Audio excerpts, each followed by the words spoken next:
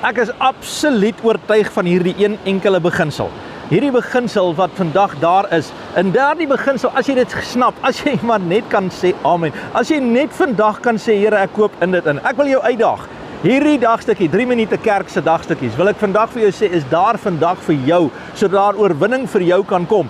En hierdie woord van die Here is vandag daar vir jou. Hy sê in Psalm 100 vers 5, hy sê die Here is goedertierend. Dit beteken vandag dat die goedheid van die Here skyn in jou. Hy's daar saam met jou. Vandag is die Here se guns bo jou, onder jou, voor jou, agter jou, links van jou en regs van jou. En die Here is jou voorhoede en jou agterhoede. Waar jy ook al jou voet vandag neer sal sit, gaan die Here vir jou goed wees. As jy dit kan glo, as jy kan samenstem daarmee, as jy vandag saam met my hier by 3 minute kerk kan sê, Here, ek glo vandag dat die goedheid van die Here, die krag van die Here genesing bring, herstel bring, hoop bring, vrede bring, oorwinning bring. Ek dank U, Here, in Jesus naam. Ek wil dit vir jou sê, jy is bestem om te wen en jy's geoormerk vir sukses. Die goedheid van die Here, verwag dit. Verwag die krag van die Here vandag in jou gebeentes, in jou senuweestelsel, in jou gedagtes, in jou denke. Elke plek waar jy beweeg vandag, verwag die goedheid van die Here,